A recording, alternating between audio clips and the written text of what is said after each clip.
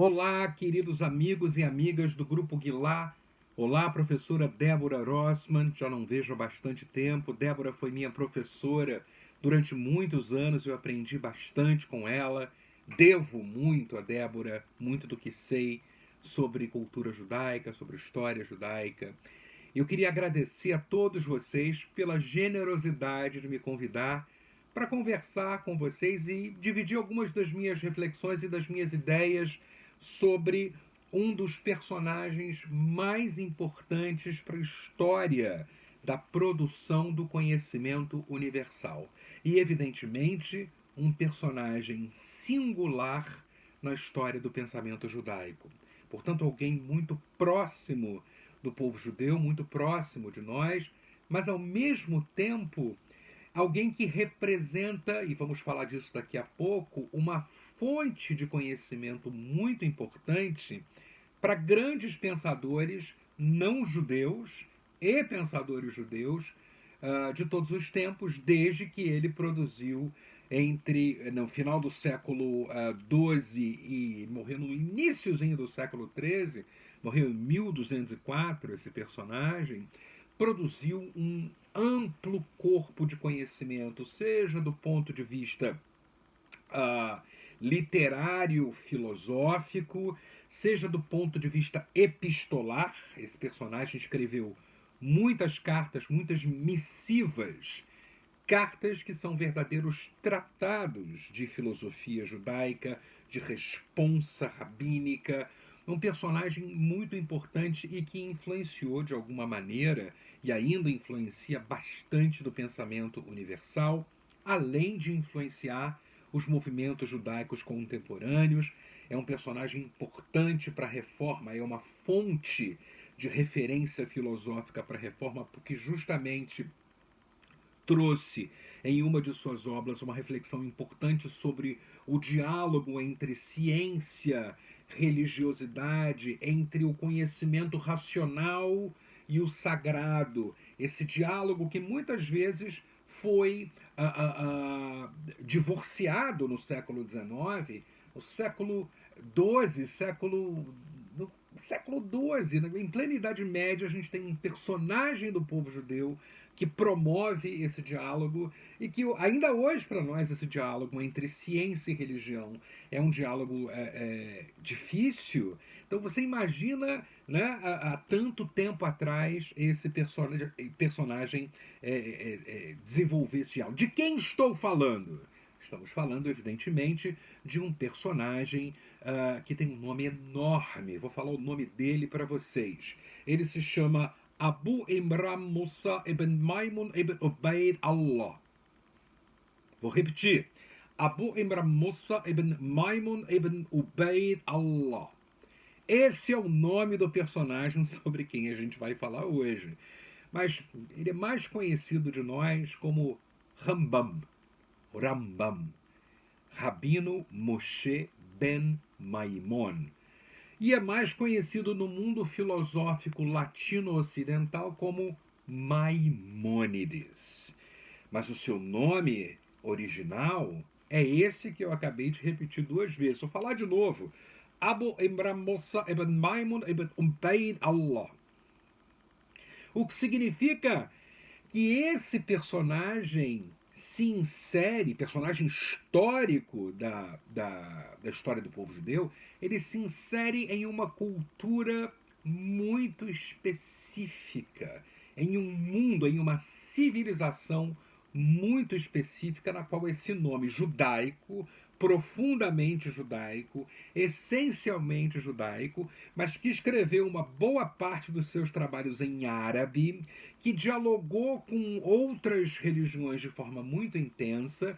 Esse personagem, ele nasce num contexto histórico que é o contexto da civilização árabe muçulmana da Espanha do século XI e do século XII. Então, o meu desafio nesses próximos 25 minutos que a gente vai ter juntos é discutir não a obra filosófica do Maimônides, vocês têm muitos professores que discutem isso no Brasil, mas é falar aqui a partir do meu lugar de historiador. Essa é a minha profissão. Eu sou historiador, eu me formei em História, depois eu fiz um mestrado em História e depois eu fiz um doutorado em História. A minha visão sobre Maimônides é uma visão profundamente marcada pela história. E eu fiquei muito feliz quando a Débora propôs que eu fizesse um pequeno vídeo para vocês sobre o contexto histórico onde Maimônides cresceu, viveu e produziu a sua obra. Então a gente não vai estar falando das ideias filosóficas do Rambam, mas a gente vai estar falando sobre o contexto histórico onde Maimônides nasceu, cresceu e produziu. E esse contexto histórico, como já disse para vocês, é a civilização árabe muçulmana, não apenas ibérica, porque esse conceito de uma civilização ibérica muçulmana é um conceito muito restrito para a gente explorar a vida de um personagem tão grandioso quanto Maimônides. A gente está falando de uma civilização árabe muçulmana que vai, inclusive, não necessariamente ser apenas árabe, existe um traço curdo nessa civilização árabe muçulmana, onde o Rambam cresceu e onde ele vai, inclusive, produzir não só a sua obra filosófica como o seu ofício de médico, né? Rambam foi médico da corte de um grupo muito específico de origem curda, não necessariamente de origem árabe, né? Que são os Aiúbidas, dinastia fundada por Saladino o Grande. Mas antes da gente falar disso, porque isso já é no final, já numa segunda parte da vida do Rambam, é muito importante entendermos o contexto histórico onde ele nasceu e passou, eu diria, uma boa parte da sua infância e juventude. Esse contexto histórico é o contexto dos almorávidas, do califado almorávida, ou, se a gente quiser chamar, se vocês preferirem, do Império Almorávida, que apesar de ter um dos seus grandes polos na Espanha, não era um império que se restringia à Península Ibérica. Só para vocês terem uma ideia, a grande capital dos almorávidas é Marrakech, e não necessariamente Córdoba. Né? Que momento é esse em que os almorávidas chegam ao poder nessa região, se espalhando pela Península Ibérica, chegando ao norte da África, chegando inclusive a partes importantes do que nós conhecemos hoje, né? Uma definição recente como Oriente Médio, mas especialmente Península Ibérica e norte da África. Bom, primeiro, nós precisamos entender que os almorávidas são uma dinastia que instala um sistema de governo que nós conhecemos como califado. O califado almorávida. O que é exatamente um califa? Essa palavra califa, ela é uma palavra que tem um peso enorme dentro da história muçulmana, dentro da história islâmica.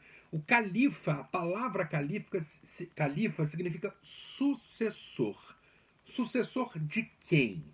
Sucessor daquele que os muçulmanos consideram como sendo o último, além de o último, o mais importante de todos os profetas para os muçulmanos, Muhammad. Então, o califa é aquele que sucederia o profeta Muhammad, ou Maomé, se vocês quiserem chamar assim, depois da morte do profeta. Há uma grande disputa depois da morte do profeta, em 632, sobre quem é que vai assumir a sucessão, quem é que vai suceder o profeta. Há uma divisão entre aqueles que acreditam numa sucessão consanguínea, que vai originar o grupo dos xiitas.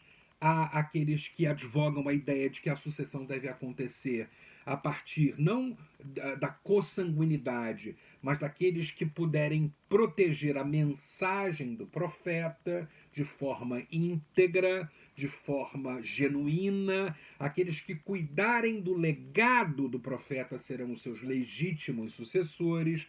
Vai originar o grupo dos sunitas, e uma série de subgrupos vão surgir a partir dessa questão sucessória com a morte do profeta. Né? Não existem apenas xiitas e sunitas, mas uma série de subdivisões a partir desses dois grandes troncos históricos que surgem com o desaparecimento do profeta Muhammad lá em 632. Uma coisa que é importante a gente entender, portanto, é que a civilização islâmica vai se expandindo e vai se desenvolvendo a partir de califados. Existem califados importantes na história do Islã e que não podem passar despercebidos de nós. Por exemplo, o califado Omíada, que tinha como capital Damasco, né, na Síria. O outro califado que o sucedeu, o califado Abássida, que fundou uma outra dinastia a partir da cidade de Bagdá, no Iraque. Então você tem grandes califados históricos e outros califados que vão surgindo com o tempo. No século VIII, nós temos um grande líder militar e religioso chamado Abdel-Rahman I, que funda, em 756, o Emirado de Córdoba, na Espanha, que não é chamada de Espanha pelos muçulmanos. Os muçulmanos chamam a Península Ibérica e uma parte do norte da África de Al-Andalus. Então, ali, nessa região, norte da África, Península Ibérica, cria-se com Abdel-Rahman I, né? Abdel-Rahman I, o califado, o Emirado de Córdoba, que aos poucos vai se expandindo e vai se desenvolvendo, passando de emirado, que é uma subdivisão menor dentro da administração da civilização árabe muçulmana, passa de emirado para califado. Por exemplo, hoje a gente tem emirados ali no Golfo Pérsico, né? Dubai, por exemplo, é um emirado.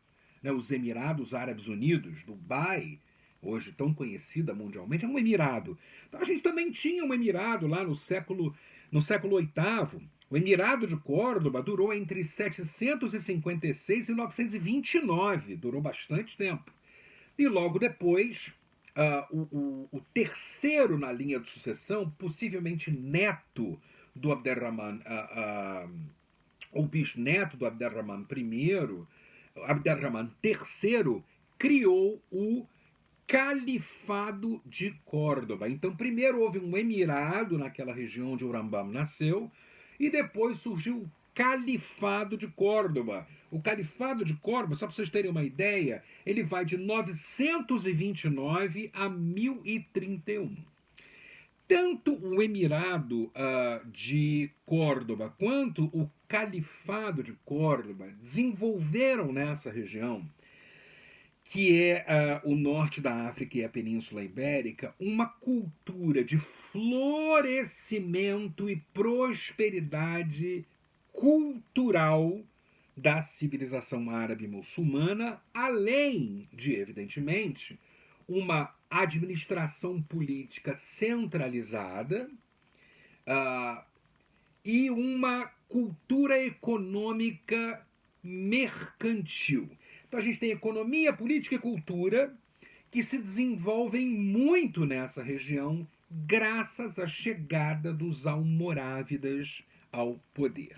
Então há ali o início de uma cultura mercantil, com a fundação de rotas de comércio, com caravanas comerciais que já eram tradicionais na cultura árabe muçulmana, mas que aqui no Califado, no Emirado de Córdoba e no Califado de Córdoba vão se expandir. Você tem economia, você tem riquezas circulando, você tem comércio com a Europa Ocidental que ainda caminha num outro passo, não é aquela Europa que a gente conhece, né, no Renascimento e depois no Iluminismo, é uma Europa ainda feudal, né, mas que começa também a desenvolver rotas de comércio ali em Flandres, na Champagne, na França, né, rotas no norte da Alemanha, em Hamburgo, no Mar Báltico. Então a gente tem o comércio acontecendo em toda essa região e o Emirado de Córdoba e depois o Califado de Córdoba, eles vão se responsabilizar de forma muito clara por essa expansão econômica. Portanto, é uma região próspera.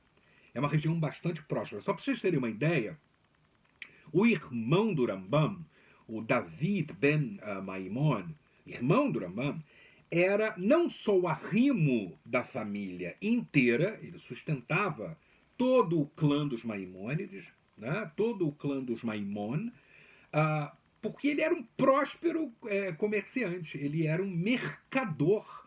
Mas quando a gente fala a palavra mercador, hoje em dia, a gente não tem a dimensão de que a gente está falando de um CEO, de um grande mega empresário que emprega um monte de pessoas, que emprega um monte de mão de obra, de homens e mulheres nessa cultura mercantil, e que se responsabiliza pela circulação de riquezas, muitas vezes continental.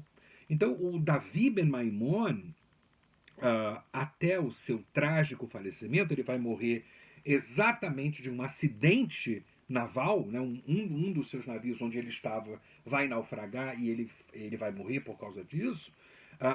Ele era um polo importante de riqueza da família, ele sustentava a família, o que deixava o nosso Rambam relativamente sossegado para produzir intelectualmente. Né? Com a morte do Davi, a vida do Rambam vai mudar profundamente, ele vai ter que assumir de forma mais, eu diria que intensa, o ofício de médico, que ele sempre cultivou desde que começou a estudar as artes e letras. Né? As artes e letras. Inclusive, vai ser professor de medicina no hospital local nos seus últimos anos de vida em Al-Fustat, no Egito. Então é importante que a gente entenda que tanto o Emirado de Córdoba quanto o Califado de Córdoba, isso vai passar de meia hora provavelmente, hein, pessoal? Tem paciência aí. Eles produziram, do ponto de vista político, a centralização na região, né? Você tem o primeiro o emir e depois o califa, que governam a partir da delegação do poder aos seus funcionários, a toda uma cultura do funcionalismo administrativo. Então, politicamente, a região começa a se desenvolver do ponto de vista administrativo, economicamente, há uma cultura mercantil que é introduzida ali, e eu deixei a cultura por último, porque os almorávidas introduziram na região um projeto de florescimento da cultura islâmica a partir de uma certa ideia de tolerância. Tolerância. Eu não estou querendo dizer com isso que havia uma sociedade liberal, né? Esse é um conceito dos nossos dias. Então, quando eu falo em tolerância entre os almorávidas, eu estou falando de um lugar ou de uma cultura que permite especialmente as artes, as letras e o livre exercício religioso de certos sistemas religiosos. De que sistemas religiosos eu estou falando? Daqueles sistemas religiosos que são autorizados dentro do Alcorão, o livro sagrado dos muçulmanos, como sendo os sistemas religiosos que antecederam o Islã, que de alguma maneira alimentaram teologicamente o Islã e que, por isso, merecem ser tolerados. Não necessariamente aceitos de forma plena ou reconhecidos de forma plena, mas eles devem ser tolerados e tolerados mediante o pagamento de impostos, especialmente um imposto que é o imposto da dimitude, né? A gente pode até falar sobre isso num outro momento. Então, esse ambiente de tolerância, apesar de hoje em dia nos parecer muito estranho e muito pouco perto do que hoje nós temos em termos de tolerância, esse espírito de tolerância ele foi muito importante para o surgimento de personagens dentro do caldeirão cultural judaico. Ele foi um sistema, uma cultura de tolerância muito importante para o surgimento de pessoas como o Rambam, né? Que sistemas religiosos são autorizados pelo Alcorão como sendo sistemas que merecem a tolerância dos muçulmanos? Os cristãos e os judeus. Então você tem o surgimento nessa civilização almorávida, seja no Emirado ou depois com o Califado, um ambiente de tolerância com relação à expressão religiosa de cristãos e muçulmanos. Então, esse contexto que começa lá em 756 e que vai, de alguma maneira, ser interrompida por alguma questão que eu vou falar já já, estou guardando porque é uma surpresa, né? Esse momento, são séculos e séculos, esse é o legado no qual, o legado cultural, político e econômico no qual a família do Rambam vai se organizar, vai surgir.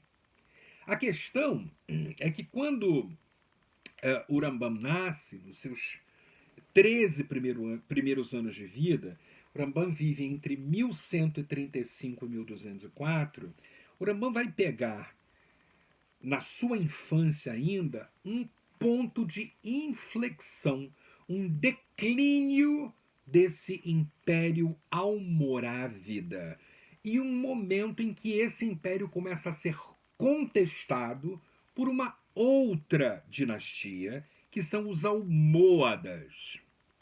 Muitas vezes a gente confunde almorávida com almohada. São dois projetos de poder diferentes, são duas dinastias diferentes, e os almohadas são aqueles que destruíram os almorávidas. Só para vocês terem uma ideia, a palavra almohada, ela vem do árabe, ela se chama al-muwahhidun. O que é al-muwahhidun no árabe? Essa palavra al-muwahhidun, que vai dar origem em português almohada, al-muwahhidun são aqueles que defendem o ahid, a unidade de Deus. A unidade de Deus. Portanto, os almohadas são um grupo que surge lá pelo ano de 1130, 140. Portanto, o Rambam já nasceu, né? Assim, tá entre o nascimento e a primeira infância, os primeiros 13 anos da vida do Rambam. Os almohadas são uma dinastia que surge no norte da África, especialmente numa região montanhosa que nós conhecemos como as Montanhas Atlas, né? No norte da África, região que os romanos, lá na antiguidade, chamavam de Tripolitânia. E eles se originam numa civilização muito diferente da civilização árabe, que são os berberes. Embora eles tenham sido arabizados com a expansão islâmica, os almohadas, eles têm uma origem berbere, que é um outro tipo de organização cultural, é um outro tipo de Weltanschauung, é um outro tipo de visão de mundo. Os almohadas se tornam muito correntemente, crescentemente fundamentalistas religiosos. E eles não acreditam nessa cultura de tolerância dos almorávidas. Eles acham que os almorávidas abrem espaço demais, do ponto de vista cultural, para outras culturas religiosas, e que essa abertura ela é uma distorção do Islã. Essa abertura ela é uma distorção do Islã. Ela é uma espécie de blasfêmia contra aquilo que o Alcorão diz. Porque a leitura que os almohadas fazem do Alcorão é uma leitura de que a civilização, os povos do livro, os cristãos e os judeus, eles devem ser tolerados, mas eles também são povos desorientados porque eles não reconhecem a mensagem do profeta Muhammad. Então os almohadas eles dão uma ênfase profunda a certos trechos do Alcorão que condenam ou criticam tanto os judeus que vão constituir aquilo que os muçulmanos mais radicais chamam lá na Idade Média de o Partido dos Hipócritas, né? Que traíram o profeta Muhammad no seu processo de expansão ainda quando o profeta estava vivo, entre 622 e 632, especialmente em regiões como o Iêmen, por exemplo. Né?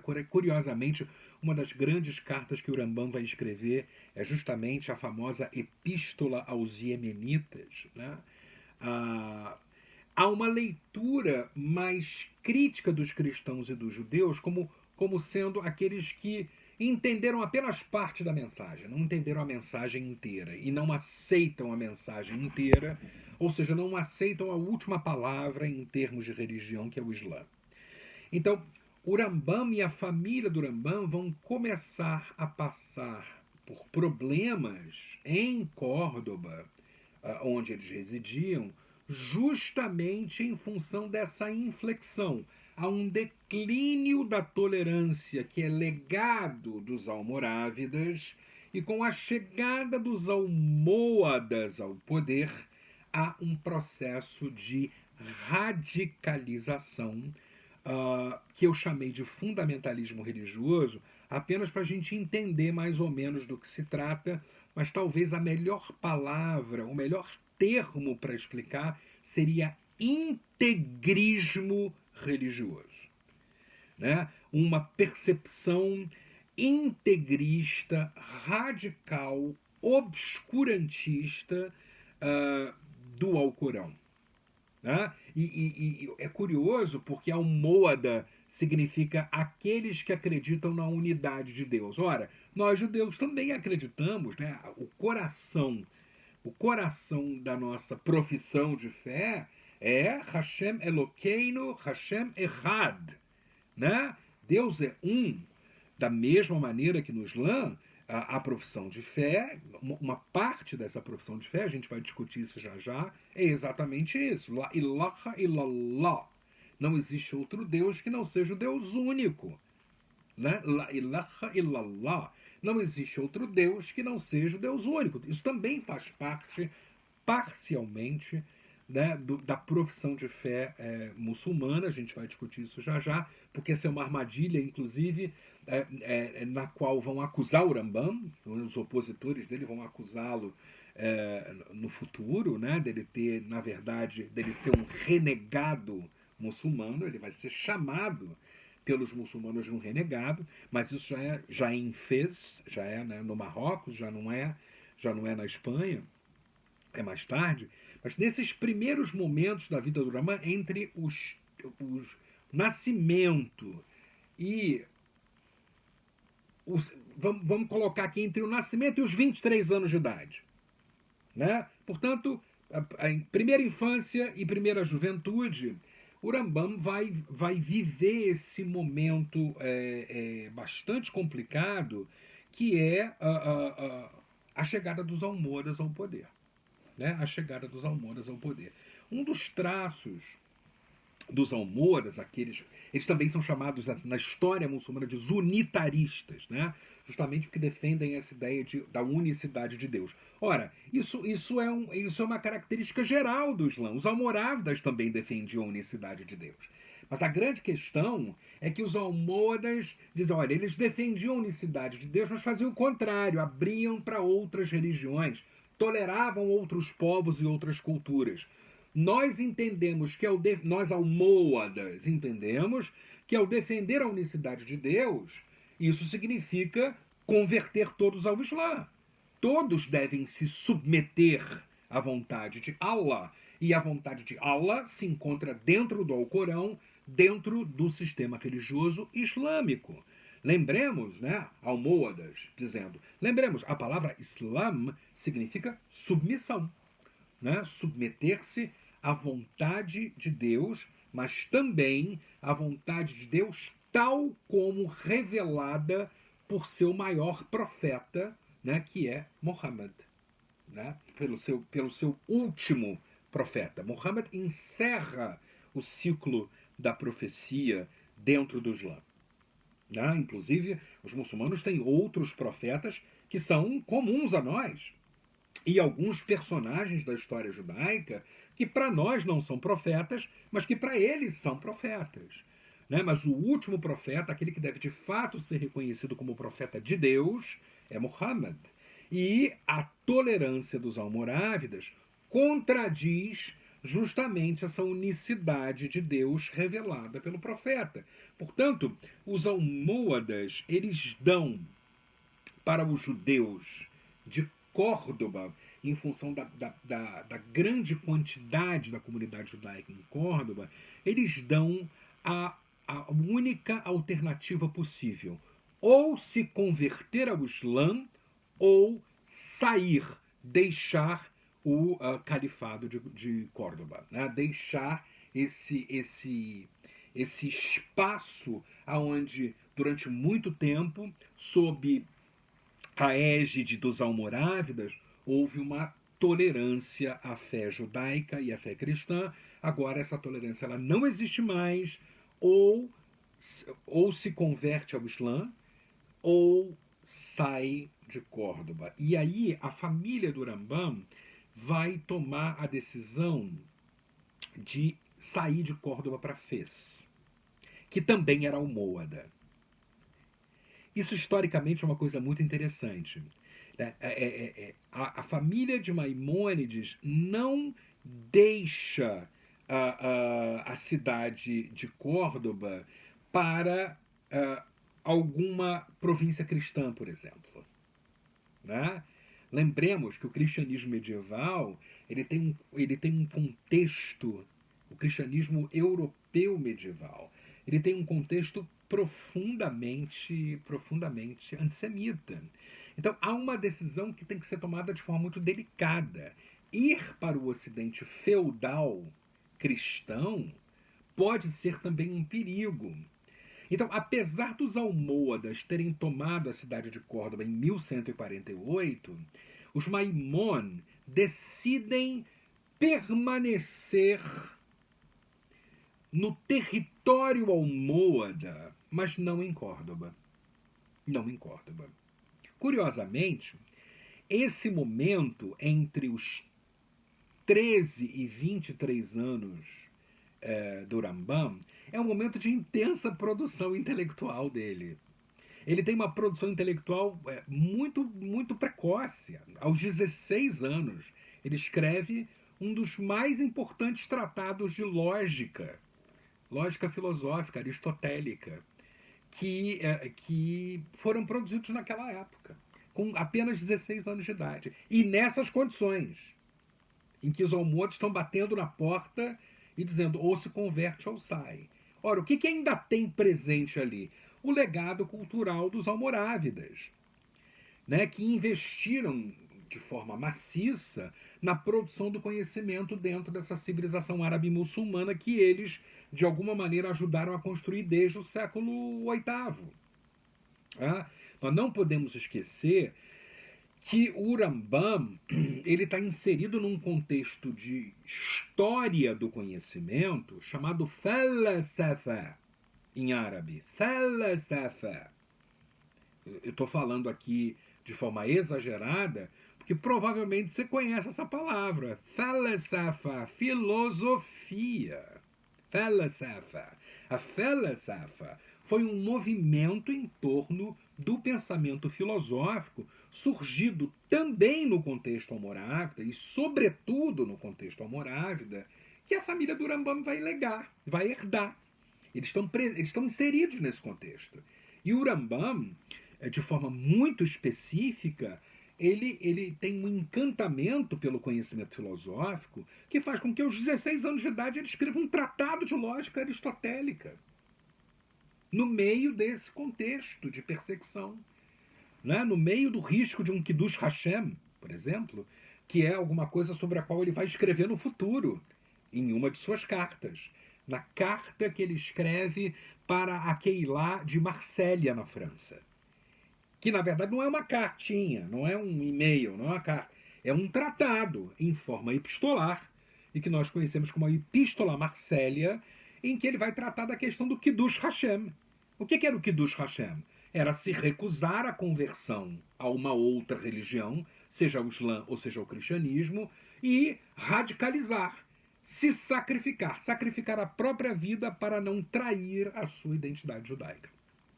O Rambam tem uma reflexão enorme sobre isso já na fase adulta, quando ele escreve a Epístola a Keilah de Marsella, no sul da França. Ele escreve para o sul da França, né? Ele faz isso do Egito, porque ele era consultado por todo o mundo judaico, na medida em que ele foi ganhando fama.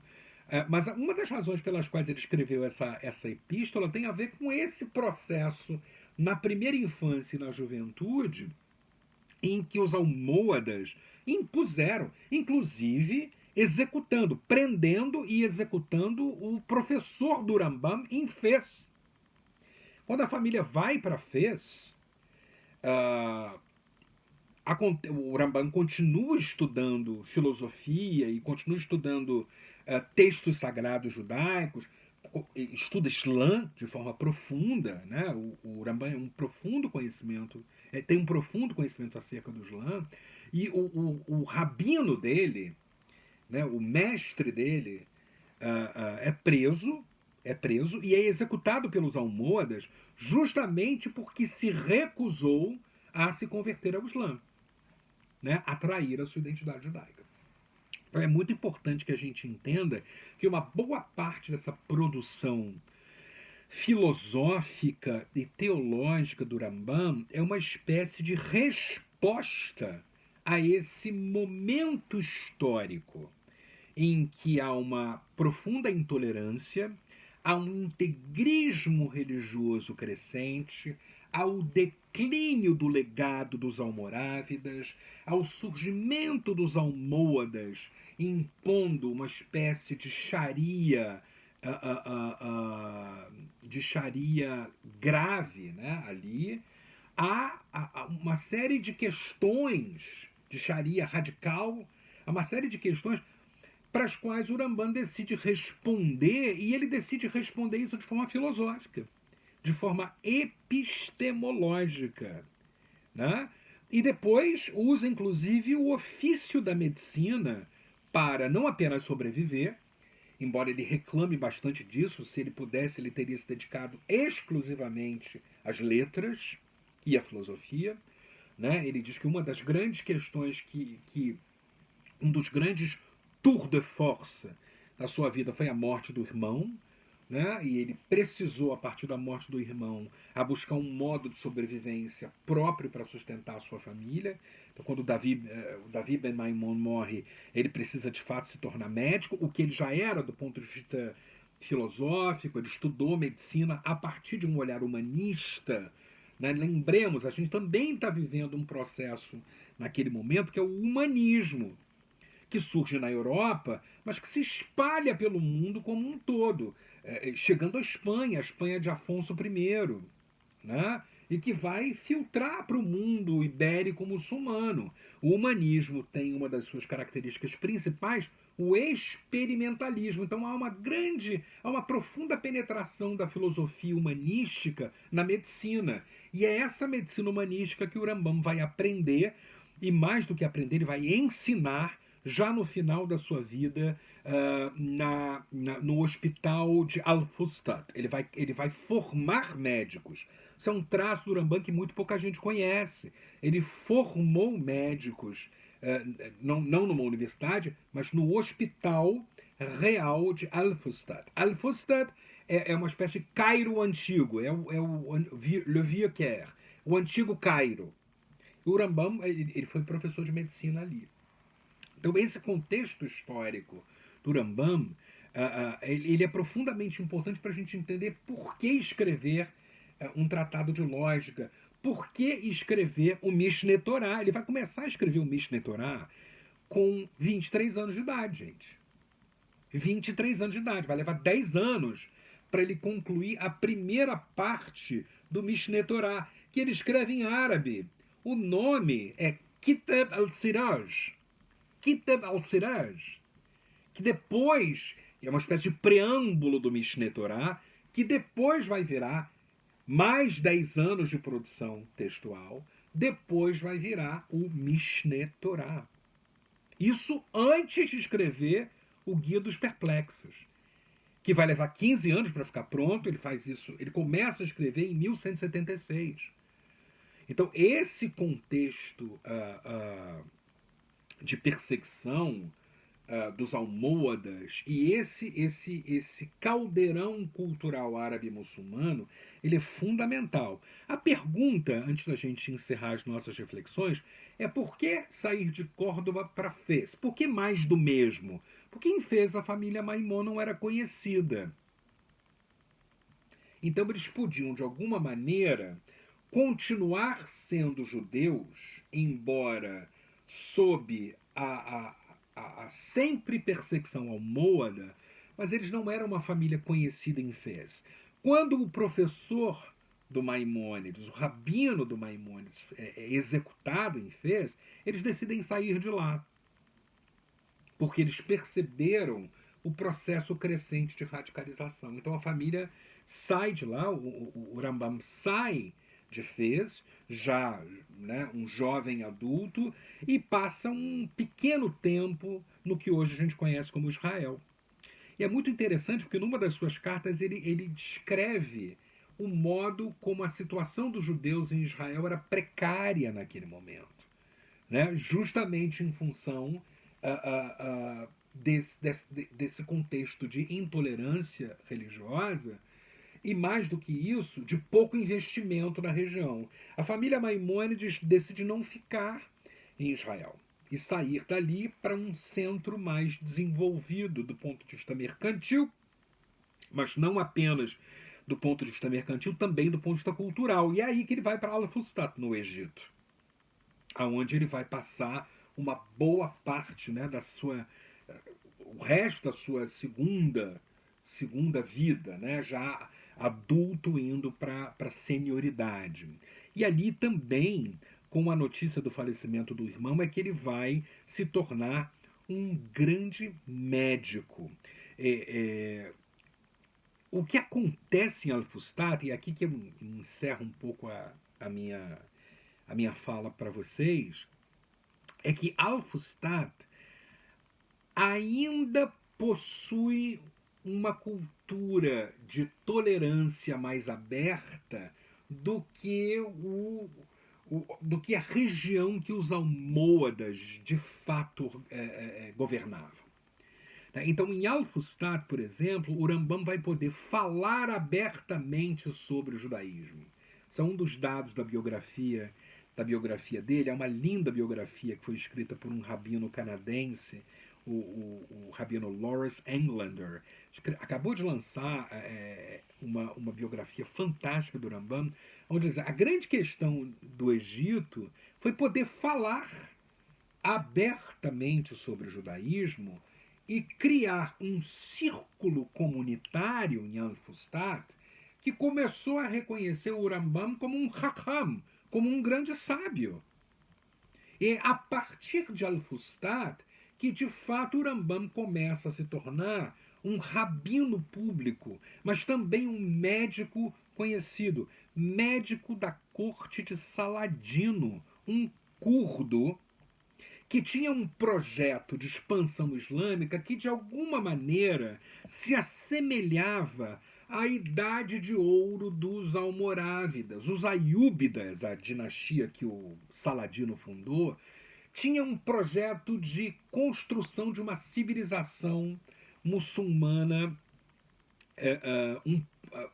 mais tolerante e mais próspera do ponto de vista cultural. Foi o Saladino que conseguiu conquistar Jerusalém na Batalha de Ritim contra o rei Balduíno, né? O rei cristão Balduíno. Né? Mas o fato dele ter conquistado Jerusalém não implicou necessariamente no banimento de judeus e cristãos da cidade. Há um processo um pouco mais liberal sob Saladino com relação a essa questão. Uma questão que sempre me intrigou como historiador é até que ponto a relação entre Saladino e Maimônides, e sobretudo a relação entre o filho de Saladino, que era também o vizir do Saladino, e o Maimônides. Maimônides era um médico muito ligado também ao filho do Saladino, o Grande. Até que ponto essa relação não influenciou num certo comportamento mais tolerante no Egito com relação aos judeus. Falar publicamente sobre o judaísmo permitiu que Maimônides não apenas escrevesse o Guia dos Perplexos como em forma de diálogo, né? Não sei se vocês já leram essa obra. O Guia dos Perplexos é uma obra estruturada a partir do diálogo entre um aluno e um professor. Né? Me lembra textos clássicos daquele momento de outros autores. E ele é um texto tão importante que ele vai influenciar posteriormente filósofos como Spinoza, Baruch Spinoza, um dos maiores filósofos de todos os tempos, que escreveu o Tratado Político-Teológico. O Tratado Político-Teológico é a grande obra do Spinoza, que justamente vai entender, né, o Tanar como sendo um tratado político. Ele vai tentar olhar de forma menos teológica e mais racionalizante para o Tanar e enxergar ali projetos políticos, elementos políticos, conceitos políticos. Essa virou a grande obra do Spinoza. E uma grande fonte para escrever o tratado foi o Guia dos Perplexos de Maimônides, escrito muito antes, séculos antes. Nesse momento que a gente está explorando aqui, entre o século XII e XIII, né? Entre 1135 e 1204. O Spinoza vem muito depois, século XVII. Né? Ainda no século XVII, você tem o Leibniz. O Leibniz é um filósofo não judeu, importantíssimo, que vai escrever Teodiceia, né? Uma tentativa de se compreender racionalmente a existência de Deus. Teodiceia é um livro importantíssimo para a filosofia de forma geral, para a teologia, como uma das grandes fontes do Leibniz era o Maimônides, era o Rambam. Né? E olha que eu não estou falando nem do que o Rambam representa para todos nós, né, para todos nós judeus, com relação à teologia judaica, aos princípios da fé, tudo aquilo que ele deixou para nós em termos de responsa rabínica. Como disse, não é o meu objetivo aqui discutir a sua filosofia, mas o contexto histórico onde ele produziu. Então a gente percebe que essa inserção no mundo árabe muçulmano, apesar dos pontos de inflexão, né, e dos contratempos que a chegada dos almohadas ao poder causou ao Rambam, ele responde a esse contexto histórico de forma filosófica. Então eu queria deixar aqui para vocês todo o meu carinho, Um abraço para cada um de vocês, um abraço sobretudo para Débora. Eu falei que eu ia falar 30 minutos, já estamos indo para 50 minutos. É, e fico à disposição de vocês. Ela tem o meu e-mail, quem quiser me escrever, ou nas redes sociais, eu estou no Instagram, eu estou no Facebook, a gente pode conversar bastante. Eu não moro mais no Brasil, né? Hoje eu moro no Canadá, mas podemos continuar essa conversa. Adorei produzir esse conteúdo para vocês. Um abraço a todos e saudações maimônicas. Tchau, tchau.